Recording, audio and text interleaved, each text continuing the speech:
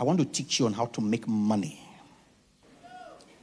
And I title my teaching, Making Money, the Believer's Advantage. We're going to look at about 4 ways to make money as a child of God. I need to write very fast. I'm running through my slides. My slides are almost 50. And I have 50 minutes left, coincidentally. So we have to run very fast. You have to write very fast. And part of the reasons why I structure my teaching in such a way that I put them on slides so that you can make notes. Number 1 way that a believer can make money is giving. Luke 6:38, Acts 20:35. Give and it shall be given unto you. Good measure, pressed down and shaken together and running over, shall men give into your bosom. For with the same measure that he meets withal, it shall be measured to you again. Giving is a major source of income. Acts 20:35. It is more blessed to give than to receive. It is more blessed to give than to receive. I have showed you all things, how that so laboring you ought to support the weak, and to remember the words of our Lord Jesus Christ, how he said it is more blessed to give than to receive. As believers, when we engage kingdom principles of making money, we have an advantage over unbelievers. So one of the ways that you are sure of having money come to you as a child of God is that money should leave you. Give and it shall be given unto you. And then Jesus went on to qualify that you are the one who decides the quantity of money that can come to you. He said the measure you give is the measure that comes back to you. So we are not satisfied with the amount of money that has been coming to you monthly as an income. We are not satisfied with the amount of money that has been reaching you from time to time. Increase the amount you give. Increase the amount you give. When you increase your giving, because you don't have a revelation about giving. And you see, my work with God, I got to find out that giving has degrees.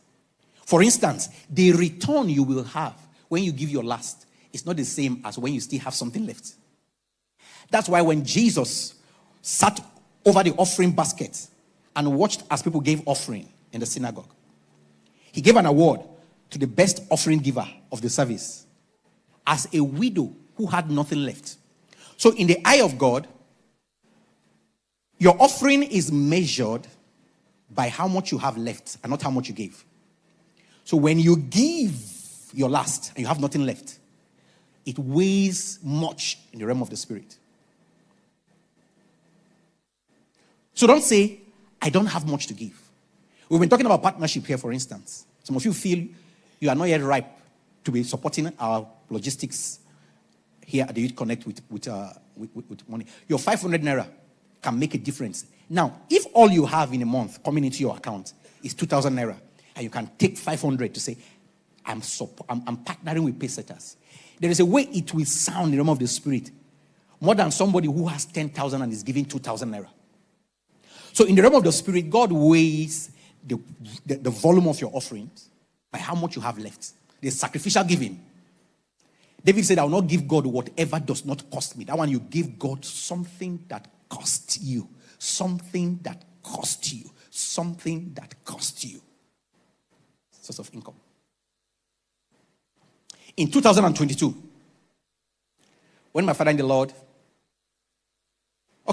Lord visited our ministry on campus, BSU Watchers, and announced that he was coming back in a year's time to pull me out for this work I'm doing now. So 1 year later, I exited the campus. When I was leaving the campus, I told my wife, and she agreed with me. There are benefits of marriage. 2 are always better than 1. She agreed with me. I said, see, I was into professional photography. I said, I feel led to sow all my photography gadgets to the ministry. You know what that meant? Our source of income, livelihood. That one is called giving to the 8. So give a portion to 6 and 7 and then 8 to the 8, because you don't know which one will bail you in the day of trouble. My Father in the Lord describes giving to the 8 as the one that is outside your reach and convenience. So she agreed with me. So we took all our photography gadgets, the cameras, speed lights, softbox, additional lens, the bag, everything, new memory, extra memory card, and gave it to the ministry as a seed. March 2022.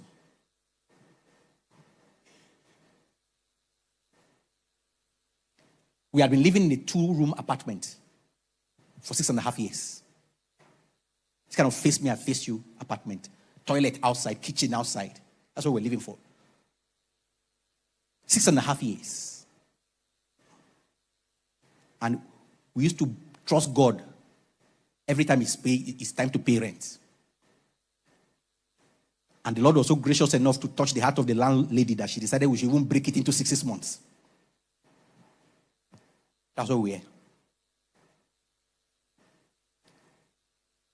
Before the end of that year,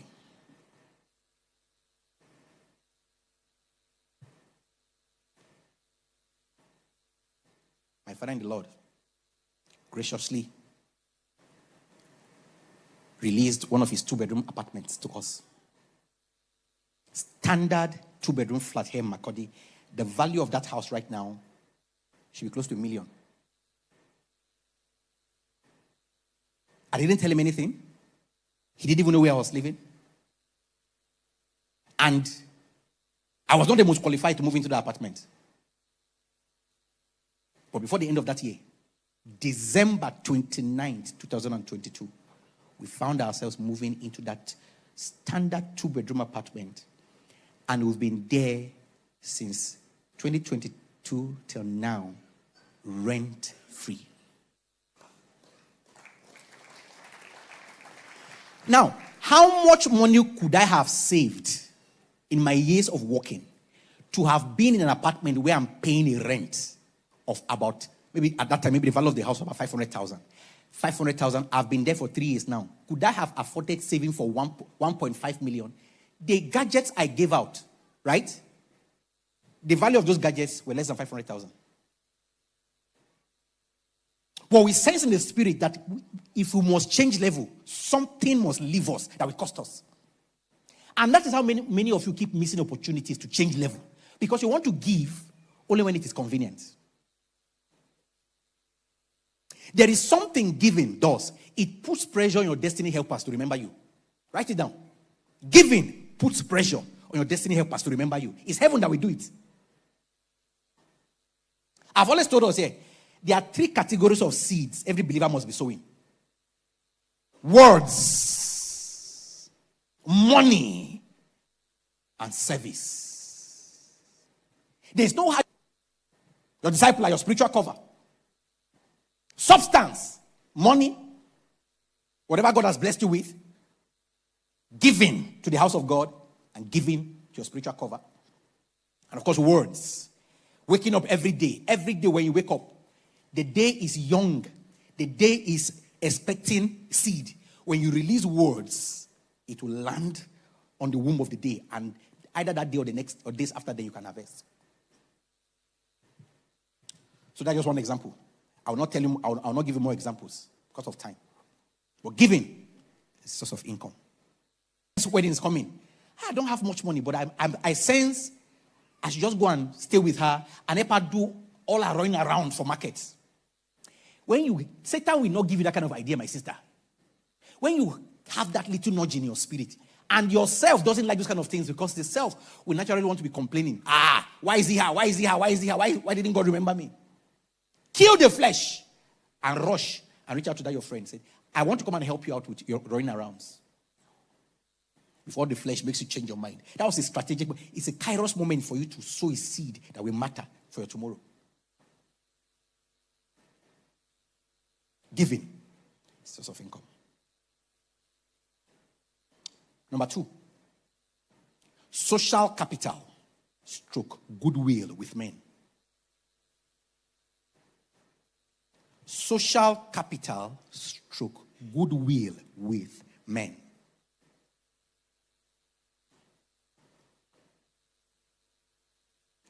There are people in your life right now, you have been a blessing to them one way or the other, and you have never had opportunity to have them bless you back. You have served them in one way or the other. Maybe they were your neighbors. You've been good to them in one way or the other. And there has been no opportunity for them to bless you. This person has been good to me. And he or she has not been disturbing me for urgent 2K. So now that she wants to marry, I think it's a good time for us to drop something heavy for her. It's called goodwill with me. It's a source of income. At this point, let me drop my first wisdom tip.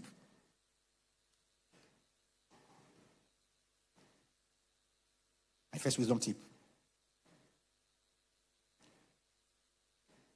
Or rather, influential people.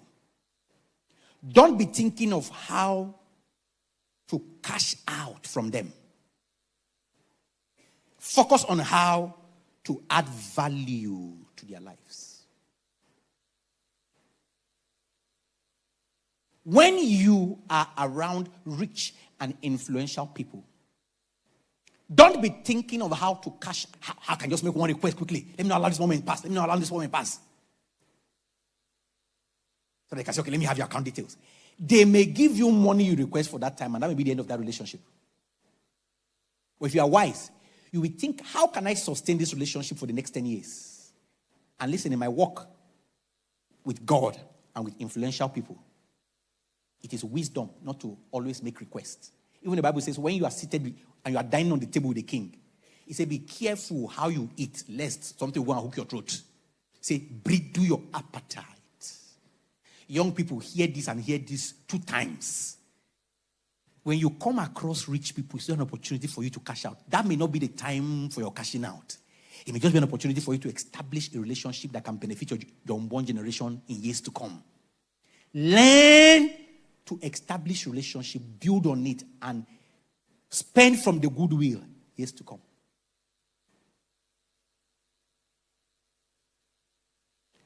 I know most of you were at the Next Great Things conference with Architect Ape, and I see something about this. And thank God he was there when I was saying it, to confirm what I was saying. I met Architect Ape Iwodi in 2013. Someone recommended me to him to help him host his program at Penn State University. And myself and the Watchers family did a good job hosting him. From that 2013 till this time, I just kept the relationship. I wasn't asking him for money, not troubling him. I'll just greet him from time to time, comment on his post on Facebook. And of course, I've said that before. One of the ways you build relationship with superiors, follow them on their social media handles, share their posts, comment on them, let them see that you actually adding value to their life. There's a man I'm following on Facebook right now. Every time I come online and I see his video, I'm sharing. I am adding value to that man's life because he has something I need for tomorrow. I don't need 1 naira from him. I just want a relationship with him so that I can enjoy that social capital. Sometimes what they just need to do is to bring you into their circle of friends, and somebody there may just bless you in a way you were not expecting. But for you to survive the company of rich and influential people, they have to first confirm you are not a parasite. Most of you are in a hurry to kill and squander opportunities to build social capital with men.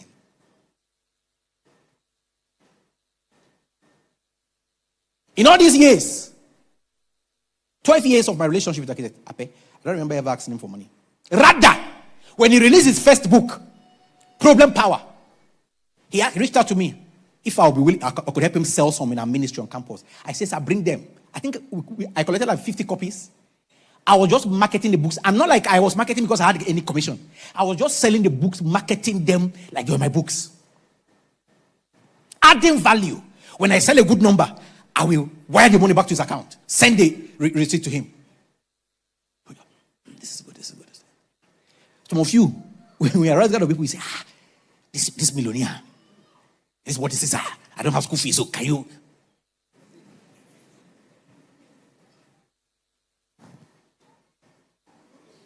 Then eventually, when he got to know I was into photography, he started patronizing my business.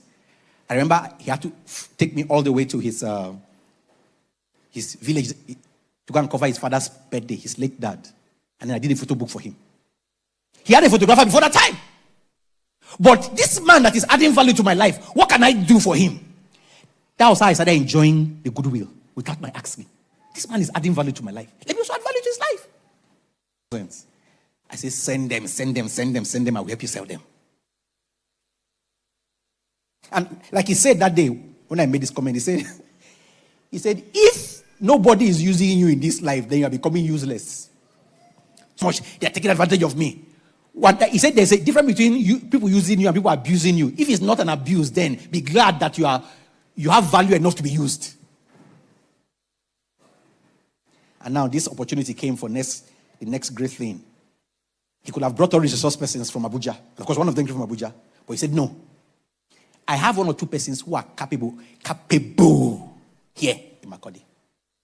And here am I on the same platform with my boss dispensing wisdom on business and financial intelligence because I built social capital, influential people's DMs to beg for money.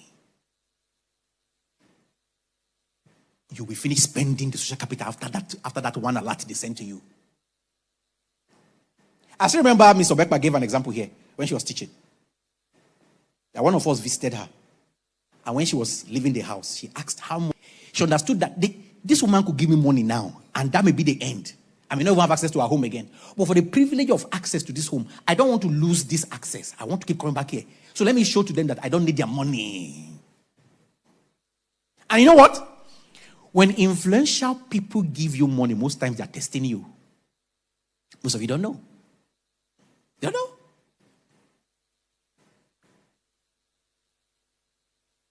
Somebody takes you out. Maybe an influential person takes you out with a circle of friends. They say, feel free to order whatever you want. Feel free to just order whatever you want. Say, waiter. Ice cream, bring. You say you have popcorn? Bring that one. When I'm going, I'll carry that one. How much is the rice and chicken? Okay. While I'm preparing that one, bring your zobo and your donuts. Let me be warming up. They'll just be looking at you. Particularly you ladies. When a young man takes you out to go and celebrate your birthday, most times those outings are a trap. So if you lost a valuable opportunity to have entered into courtship because you ate everything that they gave you there in that outing.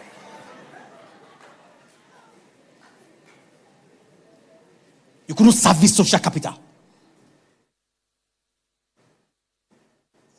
Many years ago, while I was running up my master's program at BSU, a report reached me about one sister who was in courtship with one brother. And the brother had two other brothers living with him. The brothers who were living with the brother couldn't take it again, so they ran to me to come and cry out. They said, this sister, anytime she comes to the house, as she's coming to the house, if we are drinking Gary, she will join us. As we are finishing the Gary, she will ask, what is in the kitchen? She will enter the kitchen. She will serve herself, eat. Sometimes, even if it's the bottom pot she will meet, she will sit down with a pot like this, clear everything. See, there is nothing, whenever she comes to the house, there is nothing they give her that she rejects. They say, Kai, we are afraid for this our brother that wants to marry this lady.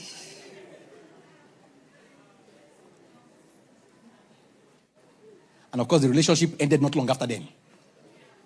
She squandered social capital because of unbridled appetite.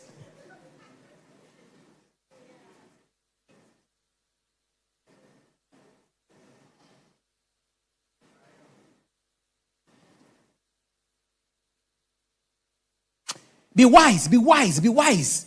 Tell your neighbors, be wise.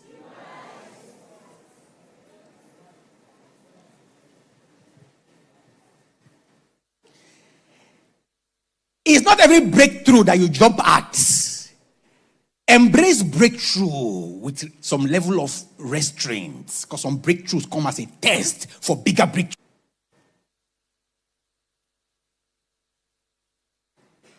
2012, when I was getting married, I had been pastoring NNPC Depot Fellowship because my father in the Lord employed me to be working with him there when he was in the oil sector.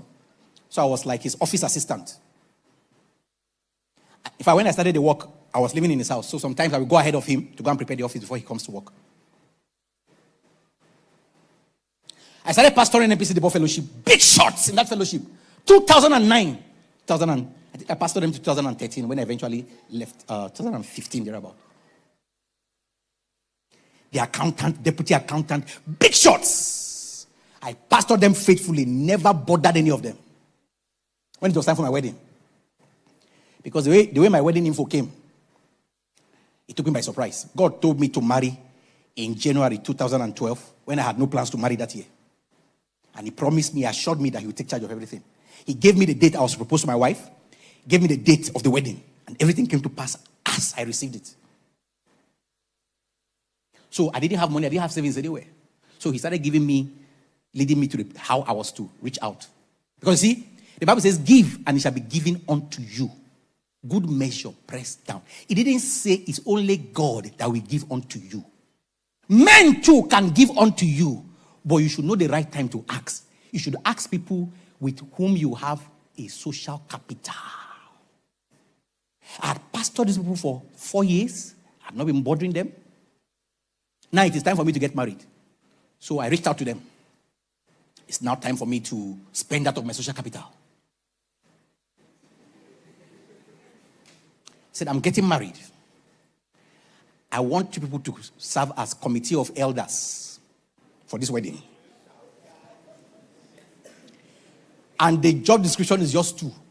Number one, provide counsel as I prepare for the marriage. 2, provide money.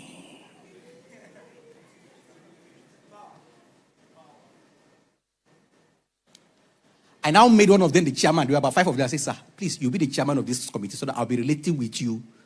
Today I'll be reaching out to you. You'll be our interface. So when they went, they had their first meeting. Said, how much do we give this our pastor?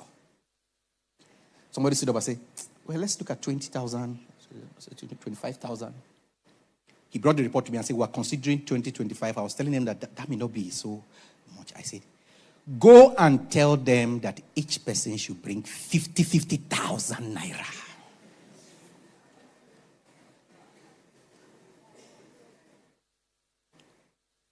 You know why I had that kind of audacity? I had social capital that I was spending from. And I knew that was the right time to cash in on it.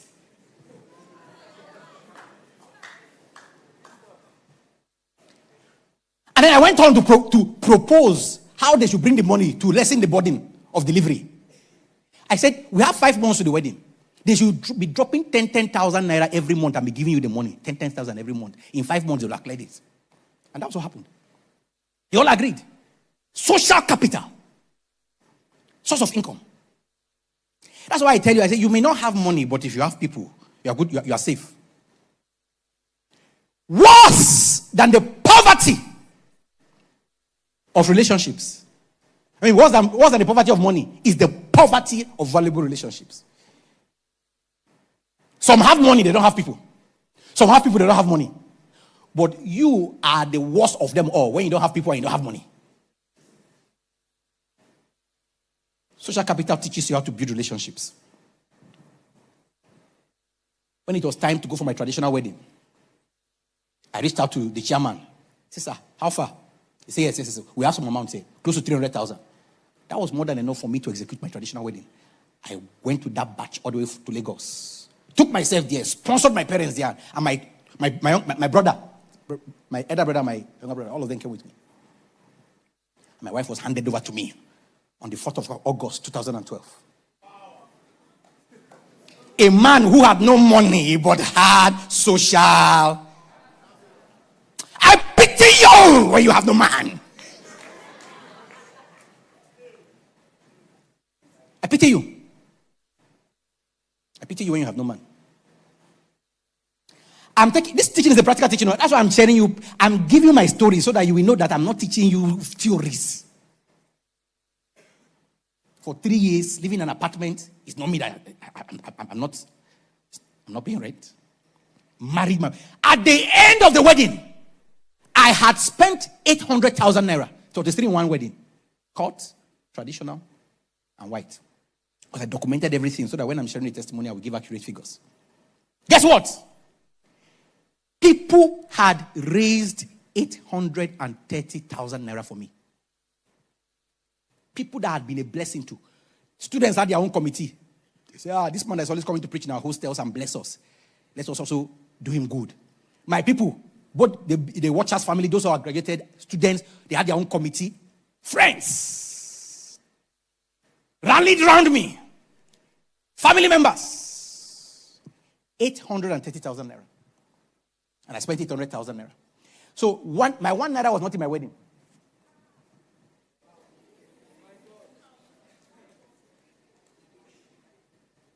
And on the day of the wedding, there were about 1,000 persons in attendance.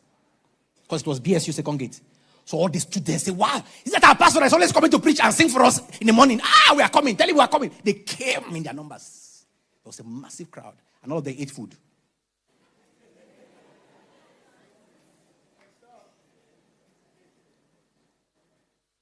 Let me add at this point also that relationship with family members is also social capital. Because my family members too gave their support during that wedding. I remember my brother-in-law, God bless him. 50,000 naira, the one that married my younger sister.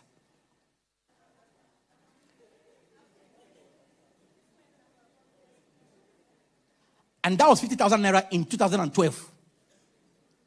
When dollar to naira was appreciable. That 50,000 naira, the equivalent now, is about 350,000. Have a relationship with your in-laws. Have good relationship with your in-laws. Have good relationship with your brothers and sisters, your cousins. Can I add another one again? 2 of the ladies I wanted to marry before, they contributed to my wedding.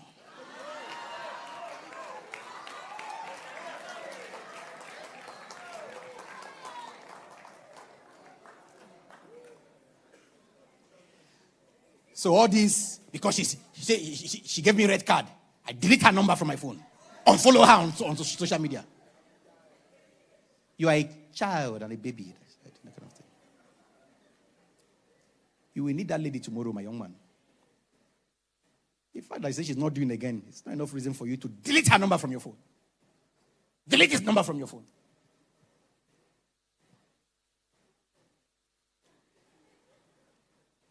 In fact, they said they're not going to marry me. Friendship still continued. We were first friends before I saw them wifeable.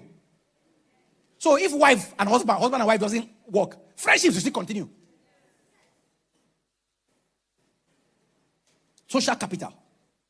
I can dwell on this point for a very long time. We see time is running. This is my outline. Me, I know I'll not be able to finish my outline today. That's why I'm just taking my time. Anyway, I stop.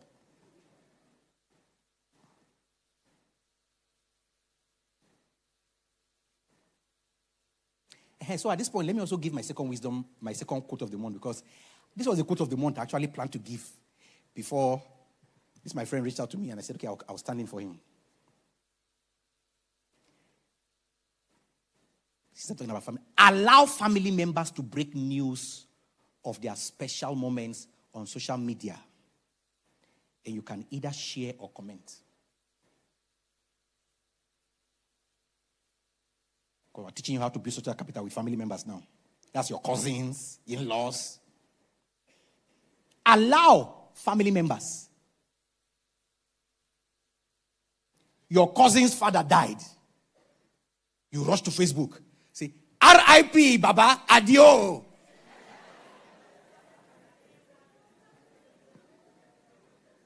We miss you.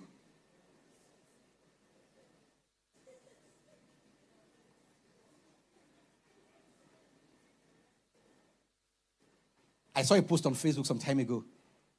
Someone died. The daughter was in school. I think they were about to write exam. The man died. And they knew that if that girl gets to know about the death before this exam that will start maybe the next day, she will not be able to write those exams. So the family members started thinking of how to hide the information, hide it until she finishes. Then they'll say, your father said we should send for you. Come. Once you finish your life, just come. You know how they used to do it now? Before you know it, one of our zealous extended family member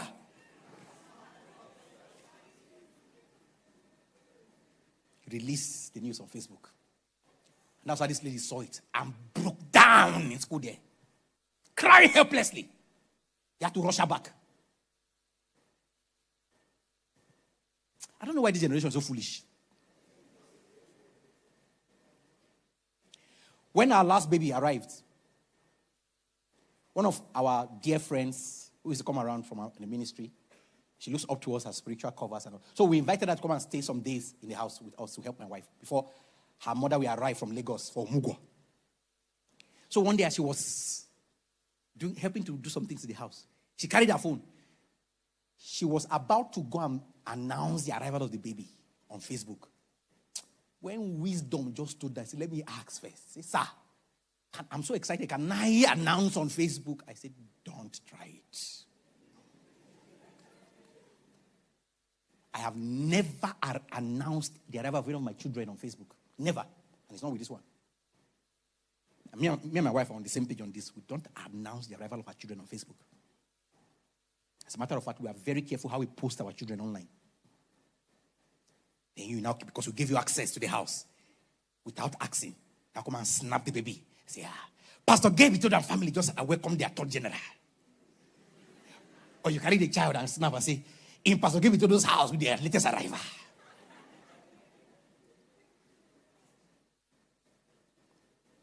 That will be the end. That social capital you have finished spending it by that singular act. Finished spending it. That singular act.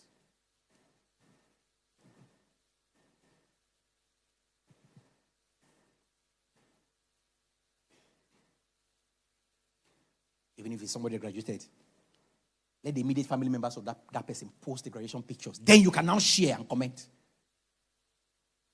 Wedding announcements. Even if it's your best friend that is about to wed, they've taken pre-wedding pictures. They now send it to you privately, just as it was as a friend. You now went on Facebook and just BAM! Wait for her to post the wedding announcement with those pictures or wedding card. Then you can share. That's how to build social capital.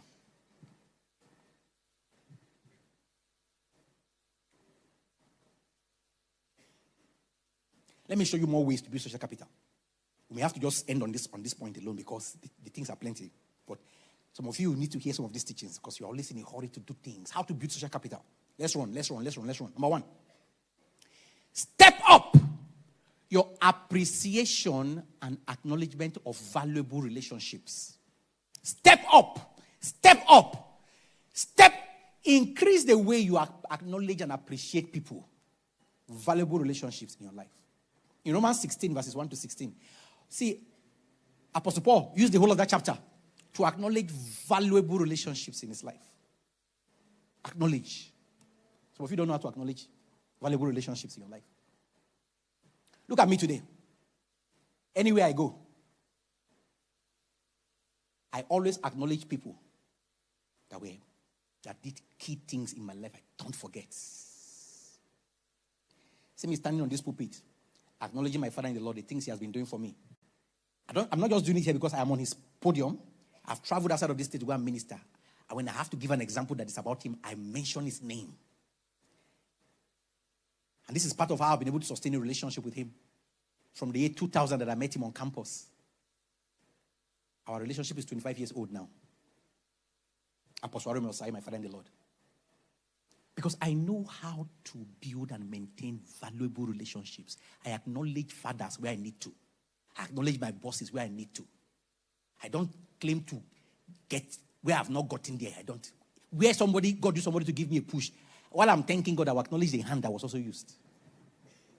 Step up, step up, step up your acknowledgement. Step up your appreciation of valuable relationships. Let me break it down by giving you more practical ways to appreciate and acknowledge valuable relationships. When someone takes you on an outing, send an appreciative text before the day runs out. Somebody takes you on an outing. After you've thanked the person there in the eatery, the person now either drives you home or orders a boat and takes you home. By the time you get home, before the day runs out, say, thank you so much for the outing. I enjoyed the outing. I don't take it for granted. Send a text or a WhatsApp chat or whatever, appreciating that person for that outing before that day runs out. Number 2, after a program, like this Youth Connect now, we usually do that. An appreciative text should be forwarded to all your guests. Your protocol saw them off. You gave them honorarium, you honor them. But that's not enough. Within 24 hours, still reach out to them and say, we're blessed. Thank you so much for coming to honor us. And I know that there's some people here who must have held programs in time past or who are still planning to hold programs. Send an appreciative text to your guests, your resource persons, and thank them. Right? And let me tell you, influential people do this. My boss, Architect Ape, after we finish next great conference, next great thing, with the massive package they gave to all of us resource persons, we lodged in Batwa hotels, myself, my wife, ate dinner, ate breakfast, drove us to the venue, all of that massive package, all manner of goodness and messages we came back with. He still reached out again to thank all of us individually for coming to honor him in the program. That's how we do. I am in a company of people that know how to build social capital. If you feel, why should I thank them? Did I give them money? Did I appreciate them? Did I sow a seed in their lives? No.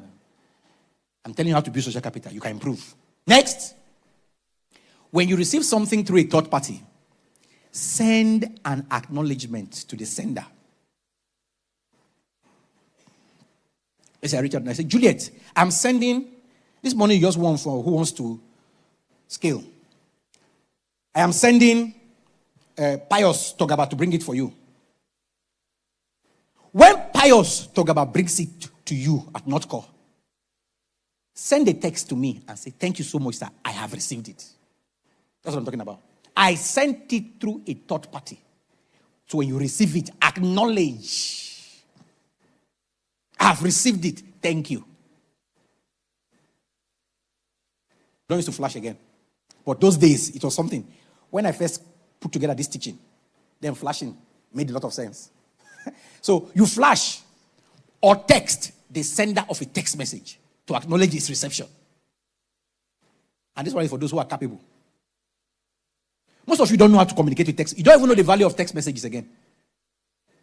Now, let me say something here.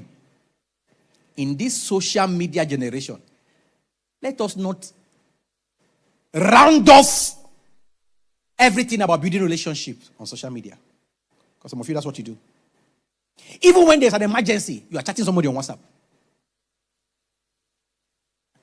The person is not online. And later you come and start quarreling the person for not responding to an emergency. But the person was not online.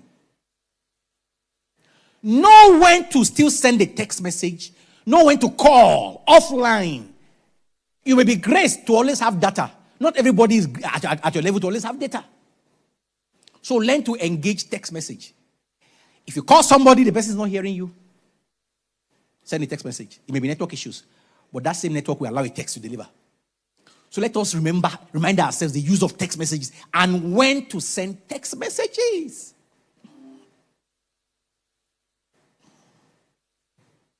Next. If an important personality visits, send an appreciative text within 24 hours. Your pastor visits you. Your discipler. Your father-in-law. An in-law was passing by town, visited you. After they leave, within 24 hours, send a text and say, thank you so much for coming. We're honored with your presence. Even though while they were there, you had given them enough first-class treatment from your kitchen and all of that. When they leave, still reach out with an appreciative text messages within 24 hours. Next. If you receive a financial supply, such as through a bank donation or redeem vows and pledges, acknowledge by texting within 48 hours. Like now, your coming for this meeting today was made possible through a good number of our partners who sent money to aid logistics, your movements, the free transportation. When I was not aware of the money is coming in, I told my coordinator then, who was in charge of the alerts, I said, if anybody sends an alert for logistics support, let me know so I can reach out to them and appreciate them for partnering with us. I will not take it for granted because I know the value of building relationships. Some people think, why should I thank them? Is it not God they are sending the money to? No. God uses human beings. If you can learn to appreciate human beings more, you will build your social capital some more. Yeah? Regularly appreciate your followers for believing in you. I do that a lot. Many people have wondered how, as a youth pastor, I get a lot of people so excitedly following after me and my pattern of leadership, despite how strict I can be. Yeah? Because I'm balanced.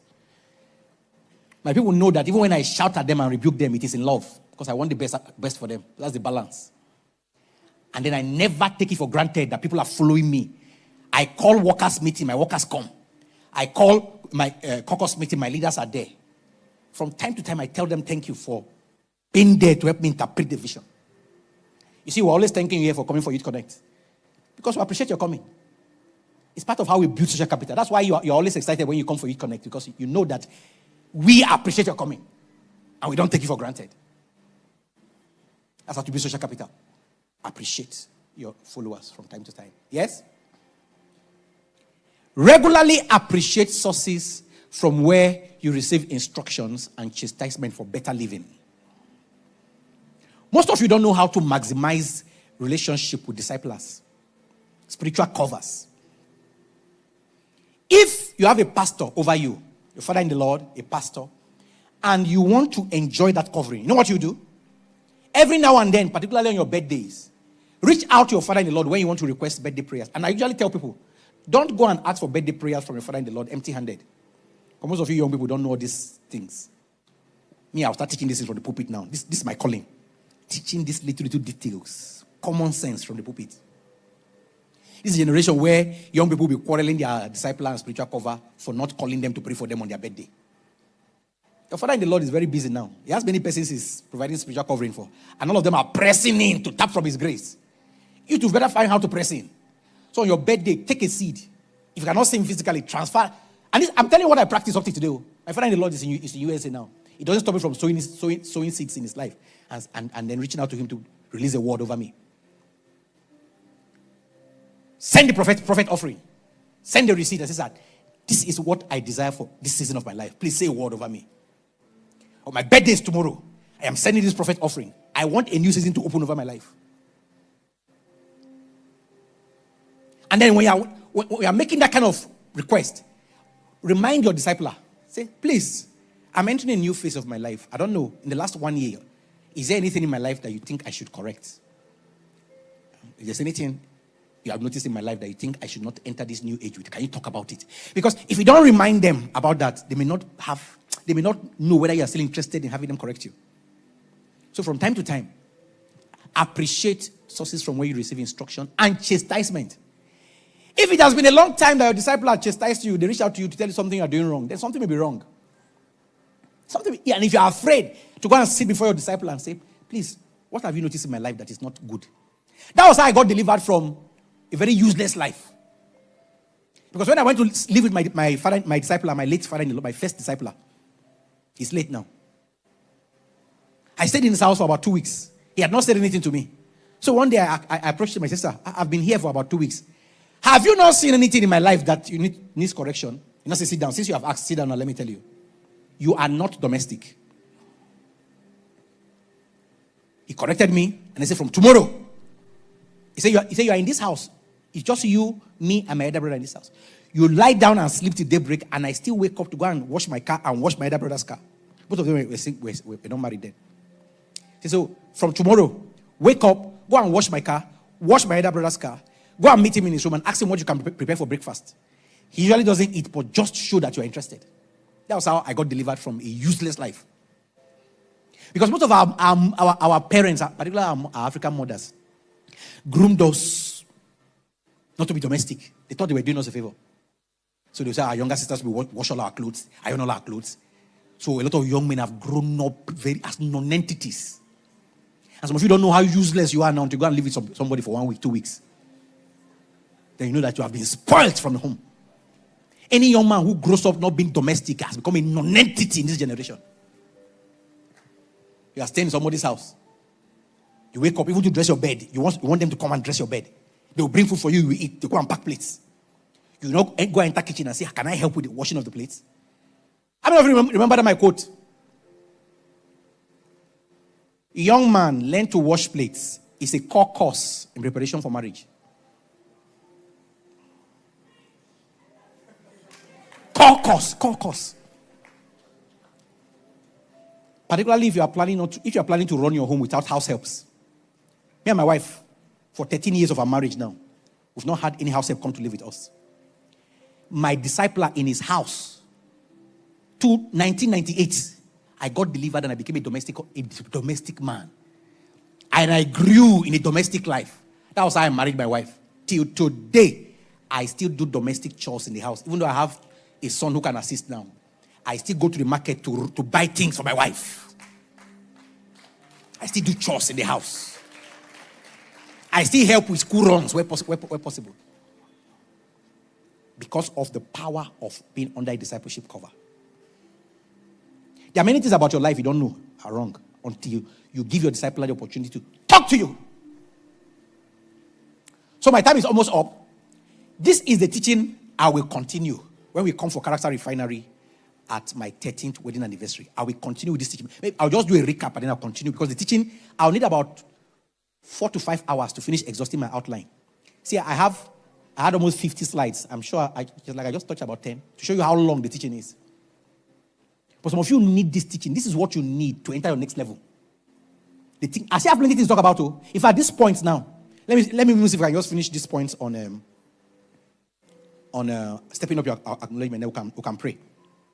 Because I want us to close. I'm the one preaching today, so I can make us close early. I don't have a guest. I want us to close early. Let me see how many points are under this. There are too plenty. We'll leave it to that time. There are too plenty. There are too plenty. When I finish with this one, then I will tell you about how to package yourself and be like. I am one man. People like me. I know there are those who hate me and I have enemies who are angry at the way my life is making progress. I'm not talking about those ones.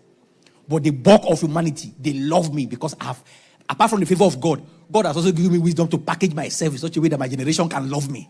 I am well loved, sir. I don't need anybody to tell me that. So I will teach you how to package yourself for a generation to like you. Because it matters who like you. Then I will teach you how to build intimacy with God. Because intimacy with God is also a source of income. I will show you how hearing God and being close to God can put money on your table. This one is very important. For those who think that we'll be talking about carnal matters, they will now enter spiritual matters. They now find out how being close to God can also bring you a source of income.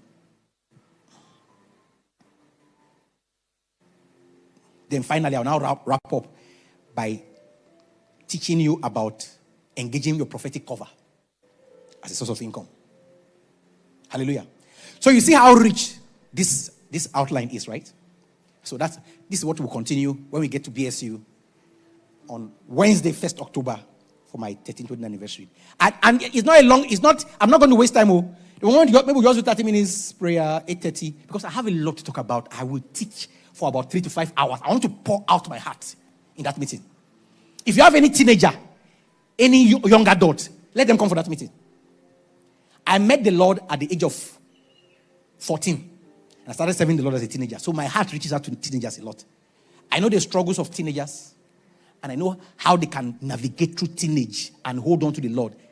Since 1996, when I gave my life to Christ, I've not looked back. I've not even considered turning back. So I'm 29 years old in the Lord now. I've been following keenly. And I have a lot to teach you how to hold on to the Lord, either as a young person, as a single, as a married person. Bow down your heads and begin to talk to God.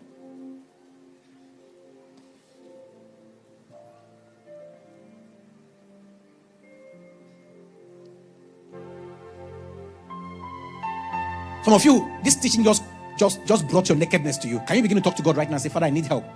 Me, I'm not very good at keeping relationships. I've lost many valuable relationships. I just like being in my world, but I just realized now that I am very poor. Give me the grace and wisdom to know how to build relationships. So while that prayer is going on, is there anyone, if you are here, you're not born again, you can come to the front here. Let's pray with you. You have not given your life to Jesus, you can just come to the front. Let's pray with you. Let's pray with you. The rest of you, pray that prayer.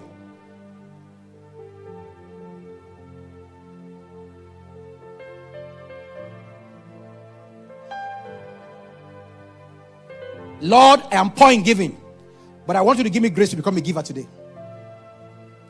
Help me to build social capital so that I can increase my goodwill with men.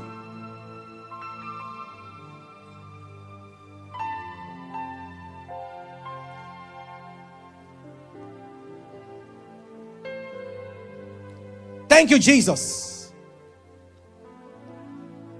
My life will not remain the same again with this teaching I've heard.